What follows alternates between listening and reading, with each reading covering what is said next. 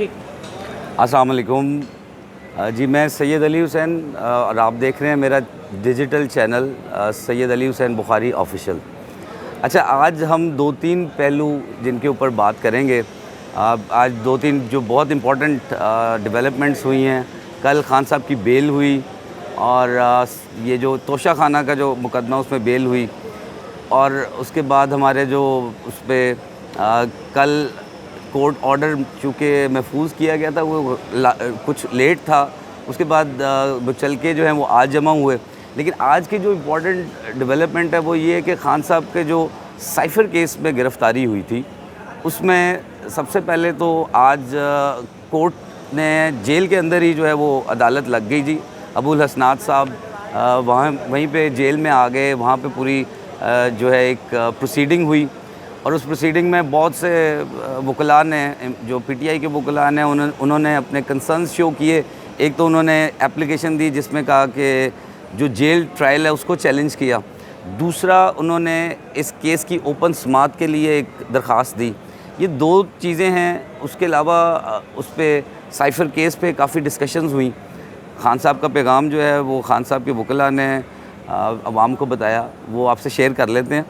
उसमें सबसे पहले तो ये कहा गया कि इन पे अगर हम एफआईआर के कंटेंट्स देखें तो नंबर 1 कंटेंट ये है कि खान साहब ने साइफ़र को जो है ना वो उसकी ओरिजिनल कॉपी छुपा रखी है। ये एफआईआर का एक कंटेंट है और जबकि ये बड़ी लाइक एक अंडरस्टैंडेबल बात है कि ये कॉरेस्पॉन्डेंस जो है ये डिप्लोमेटिक कॉरेस्पॉन्डेंस है जिसको कैबिनेट में डिस्कस किया गया। उसके मिनट्स ऑफ मीटिंग है, ये खान साहब ने पॉइंट दिया, यही वकला भी कह रहे हैं। और ये जो ओरिजिनल डॉक्यूमेंट है ये तो फॉरेन ऑफिस में होता है। तो ये पॉइंट जो एक कंटेंट ऑफ एफआईआर है it was baseless according to the lawyers of PTI. Second ये कि इन्होंने अपनी जो पॉलिटिकल मकासद के लिए इसको इस्तेमाल किया, इस साइफ़र को। तो वो पॉलिटिकल मकासद के लिए भी इस्तेमाल नहीं किया गया, वो हमारे हिसाब से देखा जाए। और लीगल पॉइंट्स जो हैं, जो पीटीआई के वकला बता रहे हैं, वो ये कह रहे हैं कि ये तो एक हमारी सलामती को जो है, हमारी जो इंटेग्रिटी है मुल्क की, उसको थ्रेट किया गया। बल्कि जो अंडर सेक्रेटरी है अमेरिका का, उसने सिंपली हमें थ्रेट किया हमारे फॉरेन ऑफिस को कि अगर आप वज़ीर आज़म को जो है वो फारिग नहीं करवाते हैं तो हम you will be seeing the consequences, you will be responsible for the consequences yourself. तो ये एक थ्रेट था जो कि सिक्योरिटी काउंसिल में 2 दफ़ा गया, पाकिस्तान की सिक्योरिटी काउंसिल में, और सिक्योरिटी काउंसिल ने इसको बिल्कुल इसके ख़िलाफ़ जो है वो फ़ैसला दिया। दूसरी चीज़ ये कि इसको जो कैबिनेट ने इसको डीक्लासिफाई किया। ठीक है जी, ये 2-3 इम्पॉर्टेंट जो पॉइंट्स हैं जो कि खान साहब अपने डिफेंस में दे रहे हैं, उनके लॉयर्स, और ये बड़े स्ट्रॉन्ग पॉइंट्स हैं। और इसके अलावा आज मैं समझता हूँ कि खान साहब की टीम बहुत स्ट्रगल कर रही है, नो डाउट।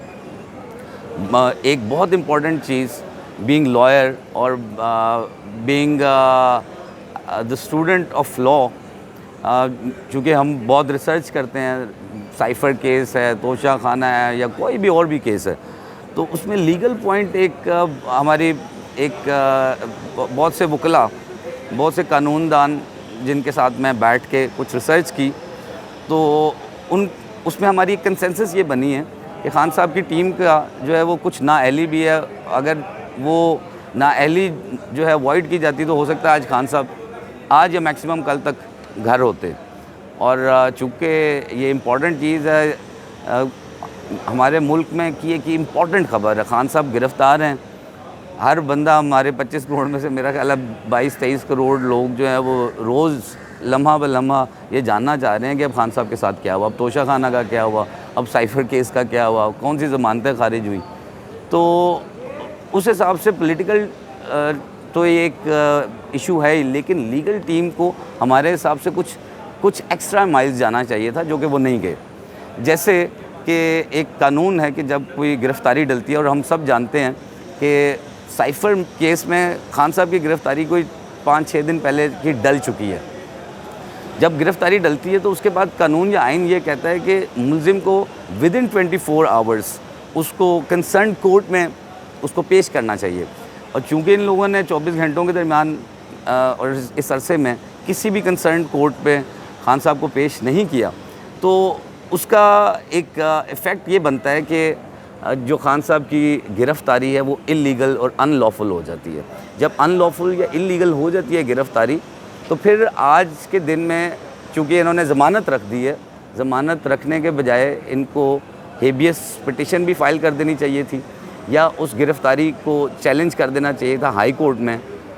अगर हम हेबियस पिटिशन फ़ाइल कर देते तो उसमें एक बहुत इम्पॉर्टेंट रेमेडी है कि आज के दिन में बैलेफ अपॉइंट होता, खान साहब को आज वो हाई कोर्ट ले आते और गिरफ़्तारी चूँकि पहले की डली हुई है वो रिकॉर्ड भी आ जाता, और चूँकि किसी भी कंसर्न कोर्ट में पेश नहीं किया गया तो वो रिकॉर्ड भी पहुंच जाता हाई कोर्ट में, और हाई कोर्ट ये सारी चीज़ें देख के उसको इलीगल या अनलॉफुल डिटेंशन कह देती है। और आर्टिकल 491 CRPC जिसे हम हेबियस कहते हैं, उसके तहत अगर आप किसी को इलीगली डिटेन करते हैं या अनलॉफुली डिटेन करते हैं, तो हाई कोर्ट का जो जज है, ऑनरेबल हाई कोर्ट के जज जो हैं, वो उस अदालत से ही रिहा कर देते हैं, उसी वक्त रिहा कर देते हैं डेटिन्यू को। ये नहीं कि उसको दोबारा जेल में जाना है, वहीं से उन्होंने रिहा होने के बहुत चांसेस थे। और चूँकि बाकी मुकदमात में अभी गिरफ़्तारी नहीं डली, खान साहब घर भी जा सकते थे।